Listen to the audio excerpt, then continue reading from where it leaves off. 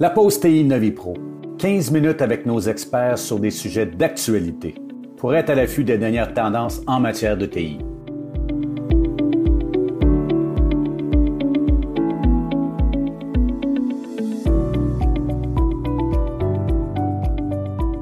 Bienvenue à cette pause TI, épisode 47. Mon nom est Pierre Tocci, conseiller senior en stratégie de transformation des TI de NoviPro.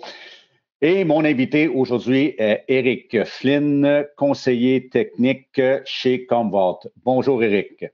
Bonjour Pierre, merci de me recevoir. Ça fait plaisir Eric. Eric, tu as choisi la thématique de sauvegarde et recouvrement en mode infonuagique. Eric, pour moi, les sauvegardes puis les recouvrements, ça fait partie de ce que je devrais dire obligatoire, puis on ne devrait même pas se poser de questions. Par contre, ça fait 1 an et demi qu'on travaille de la maison. Est-ce qu'il y a des nouveaux défis pour les équipes informatiques? Ben oui, effectivement. Le fait que les utilisateurs maintenant ont été forcés de travailler de la maison, ce qu'on avait habitude de contenir dans notre data center on-premise ou dans nos réseaux locaux et tout ça, ben, se retrouve à être maintenant décentralisé. On a vu qu'il y a plusieurs organisations qui ont adopté des nouvelles technologies, entre autres SaaS. Si on prend Office 365 par exemple, on parle d'à peu près 250 millions d'utilisateurs actifs par mois sur cette plateforme-là. Donc, il y a vraiment eu une augmentation assez importante de l'utilisation de plateformes de ce genre-là. Donc, les données se retrouvent à être maintenant décentralisées, qui sont spreadées de plus en plus à travers différentes plateformes, différents types de médias, différents types d'environnements. Et puis, ben, le stress que ça vient causer sur les équipes TI, c'est qu'évidemment, il faut continuer de pouvoir protéger ces environnements-là, ces données-là, parce que ça augmente la surface de risque potentielle, notamment en termes d'attaques cybercriminalité, ransomware, des choses comme ça. Donc, effectivement, il y a eu une emphase qui est mise là-dessus sur comment est-ce qu'on va pouvoir protéger nos environnements maintenant qui sont décentralisés. Ça ajoute un stress sur les équipes TI, beaucoup plus d'endroits à protéger. Et puis, comment est-ce qu'on va pouvoir faire la bonne balance à travers ça, tout en continuant de mettre de l'énergie sur l'innovation qui va permettre à l'organisation de pouvoir continuer de se démarquer dans le marché d'aujourd'hui. Donc, ça vient effectivement là, ajouter là, au fardeau des équipes TI. Oui, parce que là, pas si longtemps, février 2020, ça fait pas si longtemps, on arrivait au bureau, 100% des employés, on travaillait sur nos laptops, sur les serveurs, et c'était le carré de sable de données était vraiment délimité. C'était sûr. Donc, je suis convaincu que le travail d'un administrateur de backup était beaucoup plus, comment je pourrais dire, encadré. On savait c'était quoi l'écosystème à faire des backups, etc. Ce qu'on a vu durant la COVID aussi, c'est qu'il y a eu une prolifération des applications cloud qui sont utilisées par les clients. Oui. Hein? Donc, nécessairement, toi, ton parc à sauvegarder s'agrandit et je suis convaincu que au niveau des administrateurs de backup, on n'est pas tout le temps au courant de la nature des choses qu'on doit prendre en considération aussi. Bien, effectivement. Si on regarde, on va parler de l'Office 365 principalement parce que c'est vraiment celle-là qui est le plus populaire. Si on regarde les outils natifs qui nous sont donnés par ces plateformes-là, bien évidemment, l'information se retrouve toute dans l'infonuagique. Il y a des outils de rétention qui sont natifs pour ces applications-là, qui ne sont pas nécessairement des vraies solutions de backup. Et puis, bien, on parlait tantôt de cybercriminalité, bien, si un ransomware ou un hacker arrive à se connecter à cet environnement-là puis à compromettre nos données, bien, même les données qui sont en rétention dans la plateforme vont se trouver à être compromises aussi. Donc, comment est-ce qu'on va faire à ce moment-là pour pouvoir se relever? C'est un peu là où est-ce que Metallic peut venir si tu veux, intervenir en fait et puis donner la tranquillité d'esprit nécessaire aux clients pour pouvoir se concentrer vraiment sur les activités de l'entreprise pour innover, parce qu'on va vraiment leur donner la possibilité de garantir que les données sont intactes et puis qu'il va y avoir une copie qui va être déconnectée de leur environnement. Donc, il y a un air gap entre les données de production et les données de sauvegarde, ce qui vient vraiment confirmer que la donnée va être immuable et puis qu'ils vont être en mesure de pouvoir la récupérer facilement lorsqu'ils vont en avoir besoin. Parce que je pense qu'on va, c'est indéniable aujourd'hui. C'est plus une question de savoir est-ce que je vais me faire hacker, c'est maintenant, c'est quand est-ce que je vais me faire hacker. Oui. Puis, plus important encore, comment est-ce que je vais arriver à me relever de cette situation-là. Oui, et ça, puis, là, vraiment, où est-ce que... Oui, vas-y. On fait beaucoup de travail en gestion de risque et on avertit nos clients. C'est plus une question de si, c'est une question de et qu'est-ce que vous allez faire maintenant. Donc, les gens commencent à être pas mal sensibilisés. Tout à l'heure, tu parlais de avoir possession d'un compte 365. On sait que 95% des bris de sécurité proviennent. Le véhicule, c'est un individu, pas parce qu'il voulait, parce qu'il ne savait pas. Okay? Donc, nécessairement, les directions, les vecteurs d'entrée, ben, si on a 1000 employés, c'est 1000 vecteurs d'entrée parce qu'on travaille 1000 personnes de la maison. Ça commence à être compliqué de se protéger au niveau de sécurité. Par contre, tu nous disais tout à l'heure qu'au niveau de Metallic, il y a une intelligence artificielle. Comment est-ce que je peux l'utiliser? Parce que je ne peux pas me protéger contre 1000 vecteurs. Mais comment est-ce que l'intelligence artificielle peut me donner un heads-up?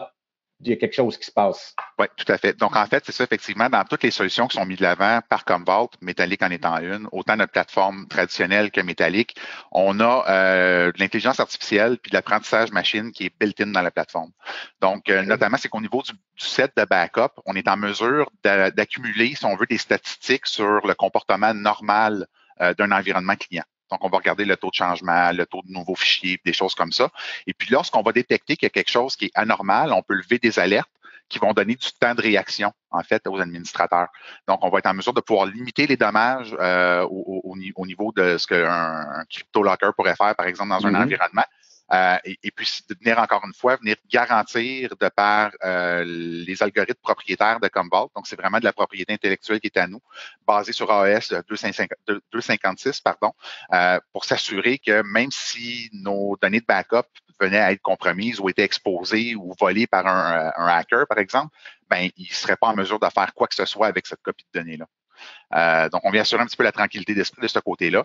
Et puis, bien évidemment, comme tu le mentionnais aussi, le fait que les gens sont en périphérie, 1000 vecteurs d'entrée. Si je dois déployer ma propre solution, je vais avoir besoin d'avoir un ou plusieurs produits pour pouvoir m'assurer d'être capable de protéger tout ça. Ça va prendre de l'infrastructure.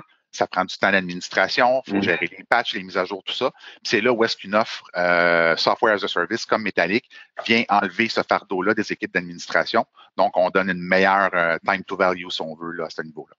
Oui, c'est sûr, parce que lorsqu'on, je vais dire traditionnellement, OK, avant de mettre en place une solution, il y avait une architecture, il y avait des codes d'utilisation, il y avait un élément de découverte de tout ce qui pouvait être pris en backup, on parlait avec les business units, etc. Les choses ont passé en mode de grand V depuis 1 an et demi. Au niveau d'un backup as a service comme Metallic, je peux comprendre que tout ton problème ou ton défi d'architecture, ça, c'est réglé. Là. Capacité, volumétrie, lieu, localisation de ton air gap, on règle tout ça facilement à travers Metallic. Ben oui, effectivement. Étant donné que c'est comme as a service, bien évidemment, tout ce qui est la partie composante, maintenance, architecture, réplication des copies, disponibilité du service, ce n'est plus le problème du client, c'est vraiment le problème de Metallic en tant que fournisseur de service. Donc, évidemment, ça vient enlever tout ce fardeau-là, encore une fois, qui va redonner du airtime aux équipes TI pour se concentrer sur les activités de l'entreprise, ce qui est le plus important. Oui, parce qu'on voit souvent dans les études, je pense que c'est la moyenne, c'est 20 ou 30 applications connues infonuagiques chez nos clients. Je dis toujours connues parce que toujours ce qu'on appelle le shadow IT.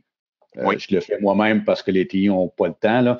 Donc, nécessairement, au fur et à mesure qu'on ajoute des composantes et qu'on lève la main au TI, hey, j'ai un nouvel truc à faire un backup. Ben, avec Metallic, c'est pas mal plus rapide d'inclure ça dans notre stratégie de backup. Puis de recouvrement aussi, parce qu'il faut parler de ça. Oui, mais effectivement. Fait que oui, effectivement, ça devient beaucoup plus facile de pouvoir dire rapidement software, ben garde, voici où est-ce que sont mes nouvelles données, voici la nouvelle application que j'ai à protéger. Et puis, ben tout de suite, on dit combien de temps est-ce que je veux garder mes données, puis à quelle fréquence est-ce que je veux les protéger.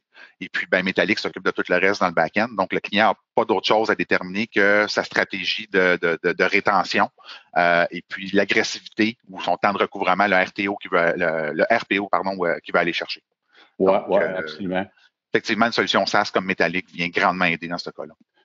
Donc, même si c'est une solution SaaS, on ne perd rien de l'expertise qui était on-prem. Parce que souvent, on a vu des technologies que quand c'est local, c'est plus poussé, plus détaillé, plus étendu, plus raffiné. Maintenant, on va dans une solution infonuagique SaaS, on ne perd rien de cette espèce de granularité-là, l'intelligence qu'on peut avoir.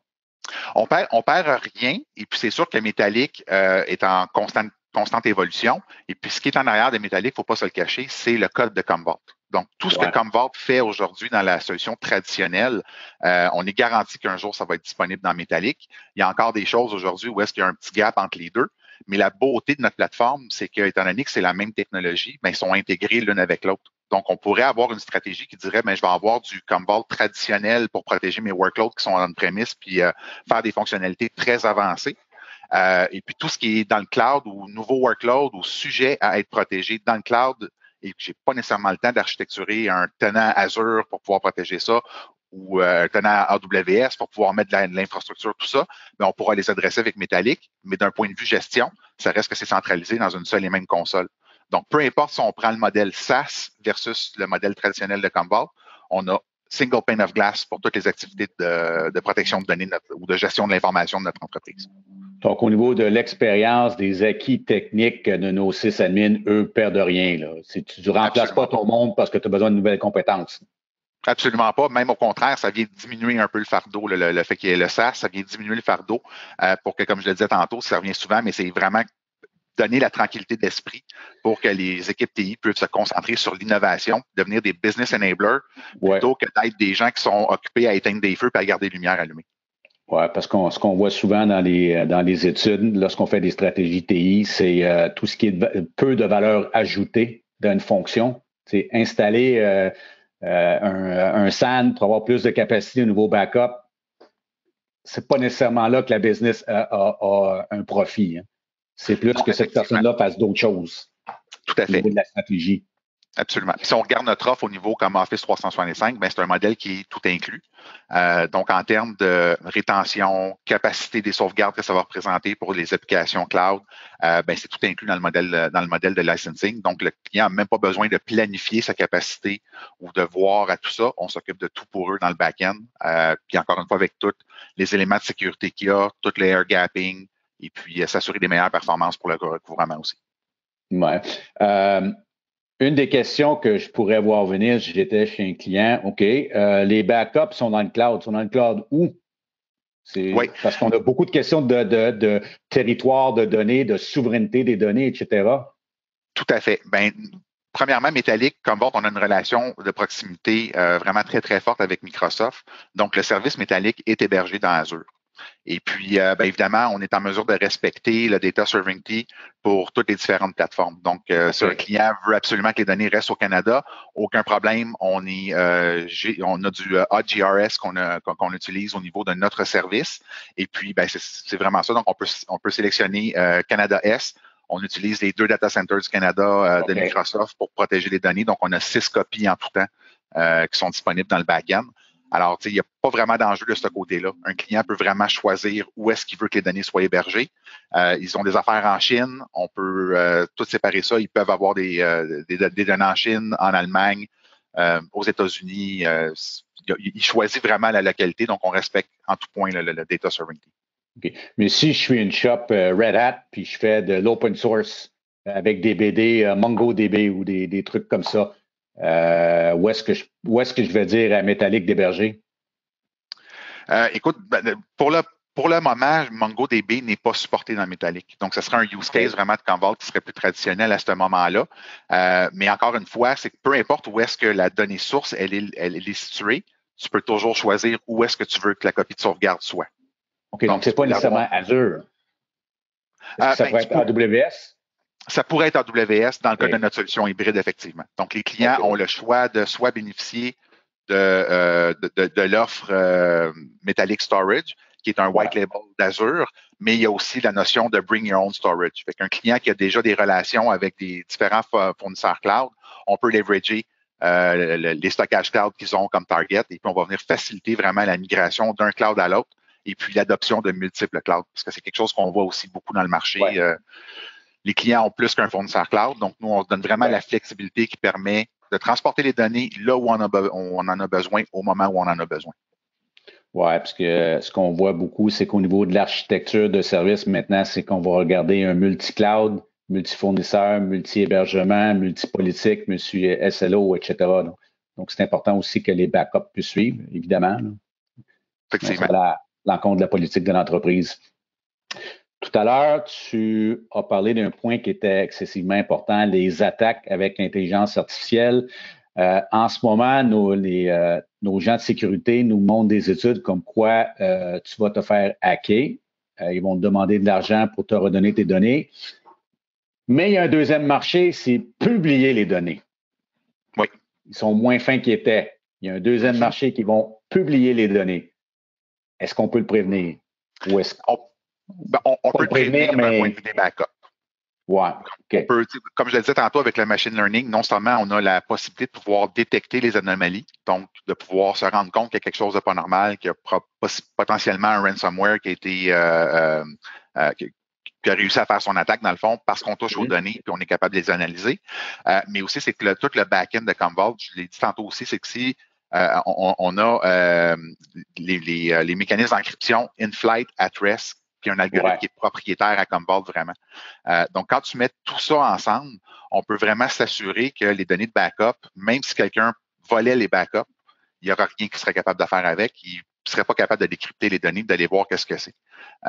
Donc, ça vient ajouter un aspect de sécurité de ce côté-là. Donc, on peut prévenir là, effectivement que ce genre de situation-là arrive.